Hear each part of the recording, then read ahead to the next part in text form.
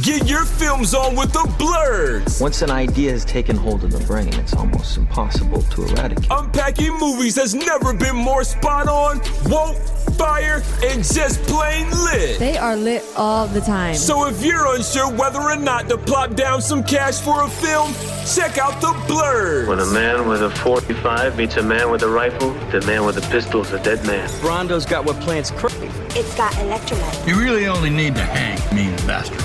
But mean bastards, you need to hang. Don't say you weren't warned. Ridiculous. Here's Brandon and Jeff. All right. We're here with a special, real quick review. It's a special episode for Aftershock, the Sean Bell story. Jeff, look, I'm going to be real with y'all. Like, I don't like shitting on important films like this because this is important. Sean Bell's... the whole Sean Bell thing we're still feeling today. We're still, his wife is a producer on this, and she is still doing activism on his behalf for what happened to him and him being wrongfully gunned down. With that said,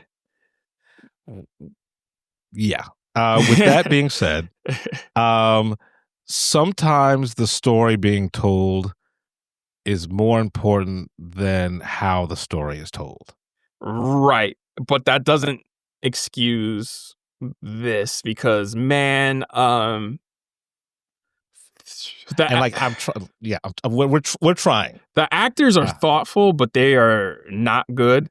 This is overlit and clearly shot on a DSLR. Like, you could tell right away, this is shot on a DSLR. This looks like every black indie movie on Tubi. Right. I mean, like, look, at least it's shot competently. I didn't see the camera move because the tripod got shook or whatever like that. But this is, you say it was overlit, very overlit. Like, it was no nuance in it It's at the all. indie lighting. You know what I'm saying? We saw it in another movie we did last year called Young King, which I'm just like, yeah, dog, this looks overlit. But honestly, Young King had more of a flair and a vibe to the cinematography than this. What bothered me more than that, and that bothered me a lot, is the color grade. I think that's the problem with a lot of indie films. Now that you bring that up, that's probably why they all look the same. Is because there's no color grading. No, I think they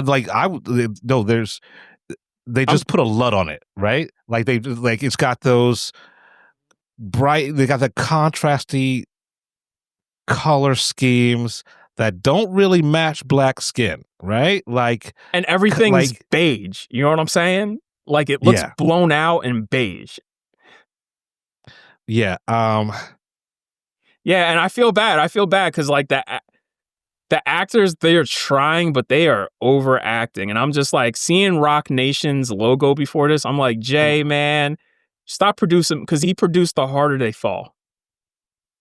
But at least that had a budget. This, and like, at least the director had some experience.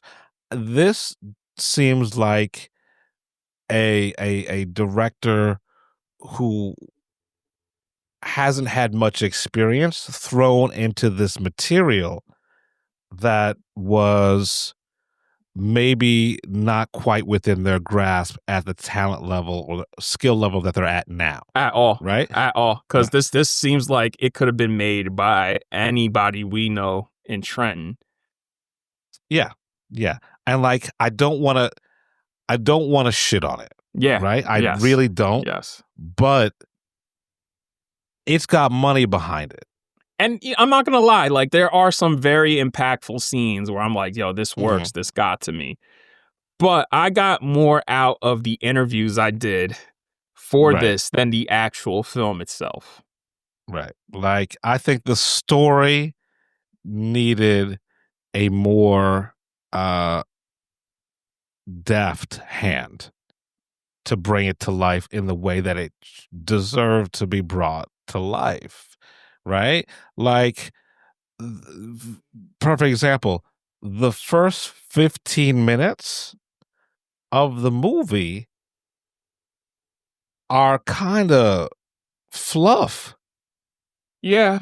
Yeah, and the whole entire montage of their relationship with the stock footage calendar flipping, the clip art calendar, like And and that's my thing is like I appreciate that first and foremost.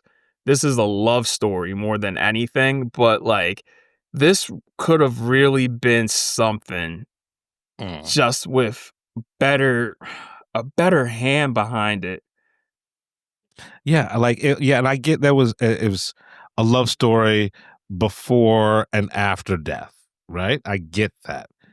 But we never really get the relationship beforehand. It's Yeah. sort of like fast forwarded, um, and you don't really get to connect with any of these characters. You sure don't. Right? And like I said, I'm trying to be fair. Right? And it's hard for me because usually I would eviscerate something like this. But because it is such an important story, I'm just trying to say maybe some retooling. Yeah. Yeah. Yeah. Right? I feel like that, and I can't even blame the actors for their performances because I would like to see a different director with these actors. Because I spoke with two of the actors, the woman who plays Nicole Bell, because Nicole Bell was part of the interviews, and the guy who played Reverend Al Sharpton. They're very smart, thoughtful people, and talking to them, I'm just like, I wish you guys had a better director behind the camera because I feel like there's something here with both of you. Well, isn't the person who played Sharpton, isn't he an actual actor? Like in the let me look him up because he looked familiar. I've seen him in shit before. Yeah, man. Like everybody, there's a lot of good shit here, dog. I just don't think it came together.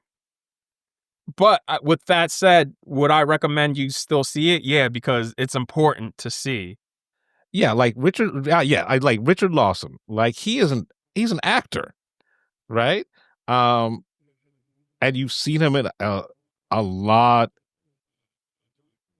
of stuff, and with for better or worse. But I know he's a more capable performer.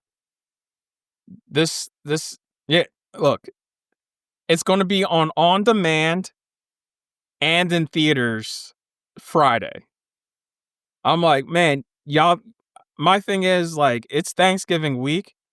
You guys should really have it up for Thanksgiving. Like this should be coming out tomorrow or today because we're putting this out today. Yeah, I don't think that there are. I mean, this is definitely an on demand. This is definitely like if people are going to see it, they should see it at home, right? Because it's not presented in a way that deserves kind of like a theatrical release, but also it's going to get eaten up by this is going to not even going to be a blip on the radar because every other film that's coming out or is already out is going to eat up these holiday dollars. I mean, I just Googled it and fucking Neshaminy showing it, and Neshaminy has it for 2 days, and then the next closest theater showing it is Times Square, and Times Square is showing it 3 showtimes a day at Neshaminy and 2 showtimes a day in Times Square. Yeah, so I mean, yeah, yeah. And I'm trying to look up who the director is to see what else they have done. Because the IMDb even has it listed as a TV show. Jesus, that's not good. Right? So it was written by the director, Elisa Glidewell, written also by Cass Siggers Beatles. I'm sorry if I'm butchering their names. Yeah, and they have some director credits behind them. Let's see, mostly TV. Yeah, okay. Uh, watch it for the story. Watch it to see, to be re-engaged socially, and for us not to forget that, cops be fucking killing us left and right. But this is not high art. And it's not designed like that. It's not written like that. This is very melodramatic. I would rather you guys watch a documentary or read up on it yourself. Mhm. Yeah. But also, I don't like saying not to support black art. That's my thing. But also we have to say, We got to do better for ourselves. right, it's got to be good. Yeah. Right? Like, that's like saying I support this doctor, but the doctor is horrible. Right? Yeah. I want my black doctor to also be the best doctor. I want my black films to also be the best films. And this is us being nice. Yeah, because I don't like doing Yeah, I don't pan unless I really fucking hate something, and y'all heard me here really fucking hate something. Yeah. And like I said, sometimes the story being told is better than the way the story is told. Yes, and that's the main issue here. Yeah. Yeah. So, anyways, thank you to Mia for the opportunity to see this, and thank you to Mia for setting up these interviews you're about to hear with the cast and Nicole herself, still doing activism. So, like, keep that. See, in I mind. would love to hear. I can't wait to listen to those. Well, Right? yeah. Yeah. Nicole really took a backseat. I wanted her to speak more, but she really wanted to take a step back in these interviews. And I get where she's coming from. Well, yeah. I mean, you've been living the same trauma for the last, how many was it? Was it been 20 years? Yeah. Yeah, you've been living the same trauma every time someone speaks to you for the last 20 years. And we also talk about this in cinema. Lupita talked about this. We as a people just don't want to be known for black pain. Yeah, right? because she came out recently and said after she won 12 Years a Slave was her very first film role. And after she won the Oscar, that's all she was getting offered was slavery roles. Right. And yes, we should never forget, and they should never forget, but there's more to our existence and our history and our culture than subjugation and pain. And shame on y'all, bro. Like, yo, y'all let other people have range. And out the gate, you have this wonderful performance by this actress, and you're just like, oh well, let's just relegate her to fucking slavery movies. And I'm just come on, y'all. Do fucking better. Do fucking better. Like imagine if after 12 Years a Slave, that's all Paul Dano was offered was a slave hand. Hey, play a slave hand, and he would fucking revolt. Right. He would quit the business. Yeah. Yeah. Right. And unfortunately, we can't afford to quit the business. Right. Like once we get to a certain level, like you can be choosy, but you can't drop out, because then they'll brand you as the motherfucker who dropped out. Well, that was like Walton Goggins. Walton Goggins even said, he's like, I got sick of being casted as the fucking racist. He's like, redneck. I'm tired of playing that. And I was just like, yeah, man. I'm like, yo, look. He said he only did it again because of Tarantino, because he wanted to work with Tarantino, and he got to work with Tarantino twice, so he played it twice for Tarantino. But he said after Justified, he was like, I was done with that. He's like, I did it in The Shield, I did it in Justified, and I did it for Tarantino, and that's it. And I only did it for Tarantino because I got to work with Tarantino. Right. But it's a larger issue of how stereotyping and typecasting. Like you don't give. Nobody has any latitude to show off any other skills they have. Yeah, like maybe you like hip hop and you like Seinfeld, right? There's room for like the human experience is that's Wale. Tapestry, right? It's a fucking tapestry, right? And the fact that we are constantly being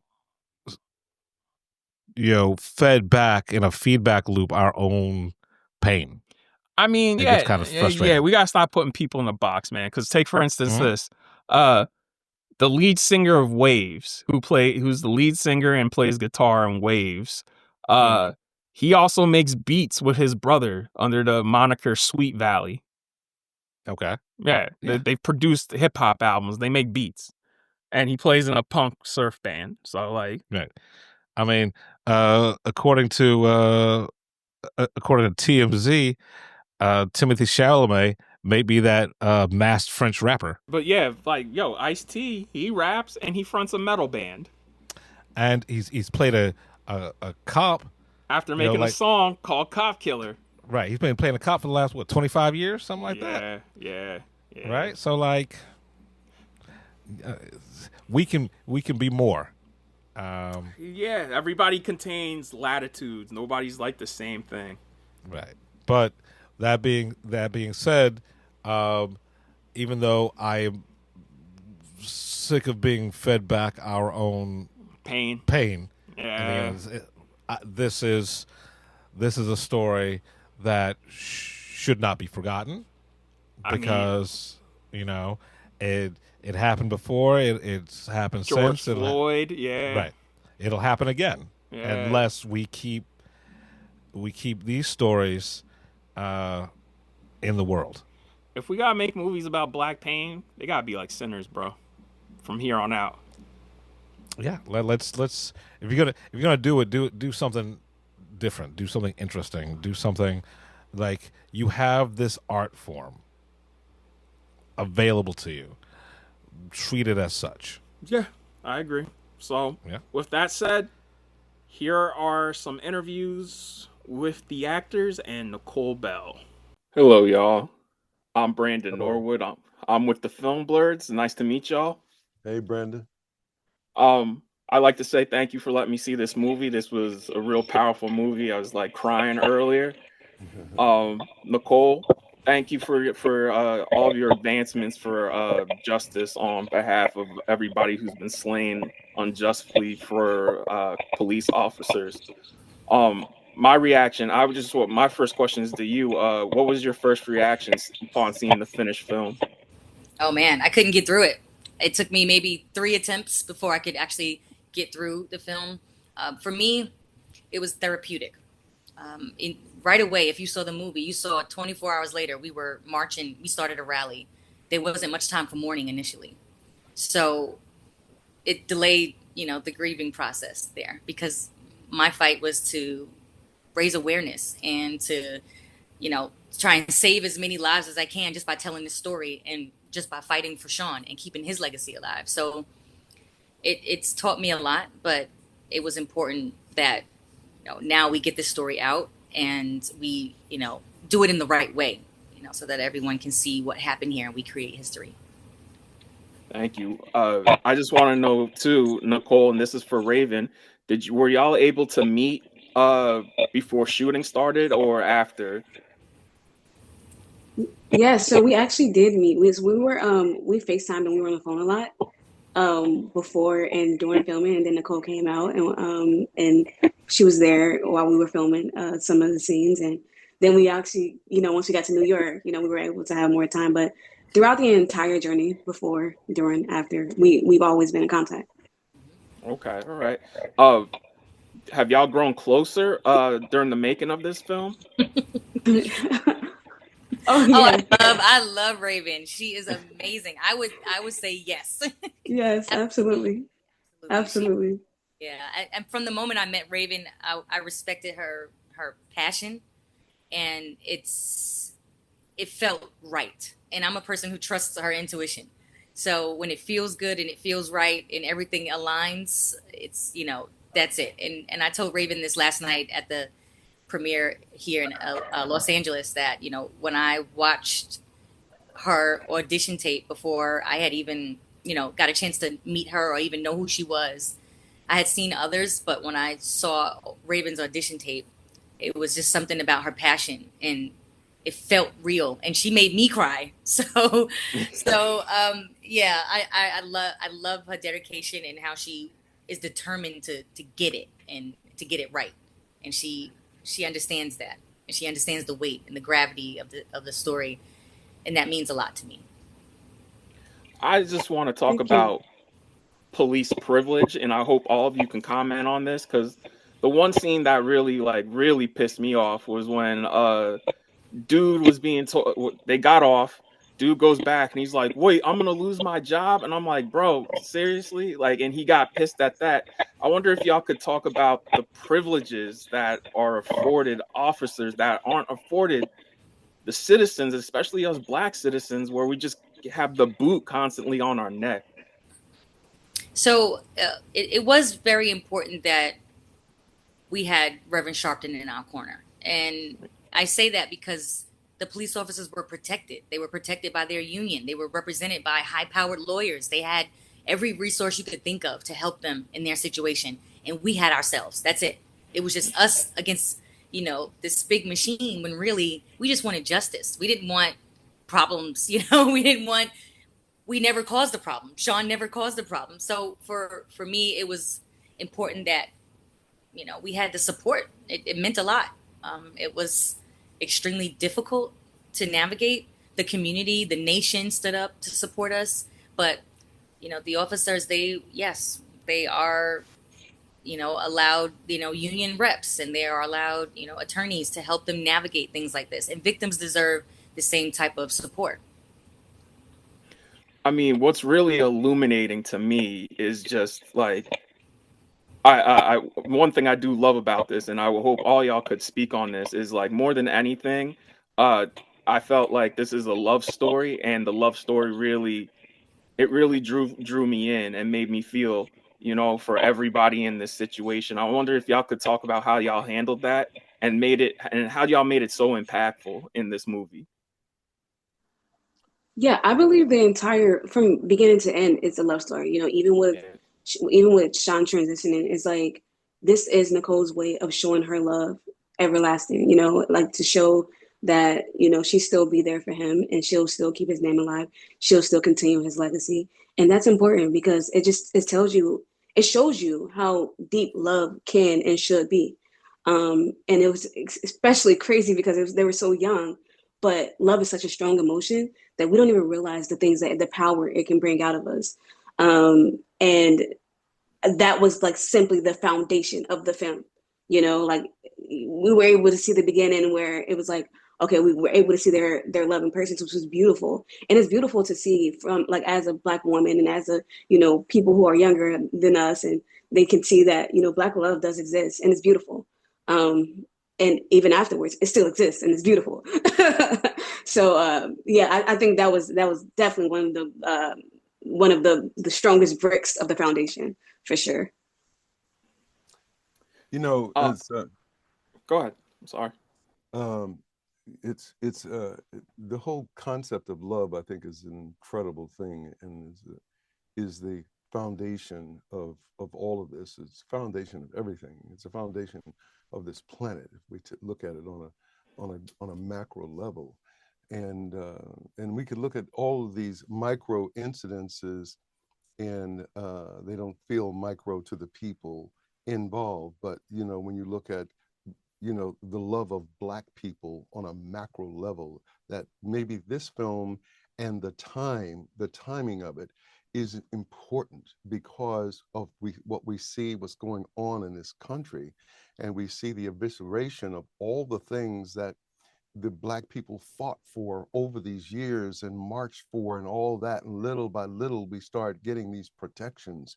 Now all these protections are being taken away, and hopefully we as a people will see the importance of saying, wait a minute, so that we don't continue down this road, what must we do? And hopefully it is through love we sense that there's enough self-love that we get together and figure out how we as a people can turn the tide of this. And I think that is based in economics in terms of where we spend our money, because we're supporting that machine. Ironically, it's an interesting thing that you talk about the police protected and the lawyers that are representing them.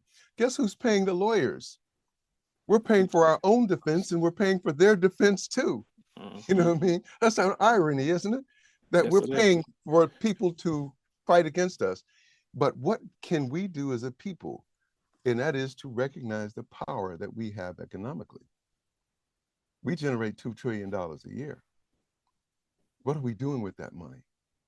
That money, if it's used to serve to empower us, like the Jews, by, they connect, the Asians connect, Hispanics connect, everybody, every other culture connects.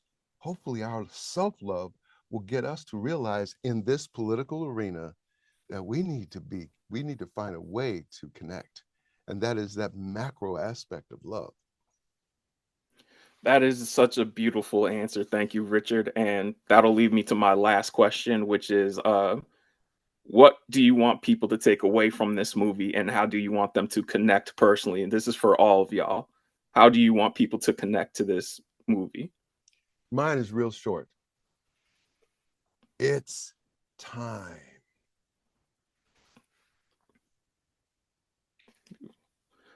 Well, go ahead, Rayven. Oh, I was gonna say, for me, I feel as if as long as people walk away knowing how important we are as individuals and coming together and creating change, I think that we look at ourselves as we kind of belittle ourselves in a way. We don't realize how much power we have, and to come together and take the steps, smaller steps leading to bigger steps. We're able to do that. Nicole did it at 22.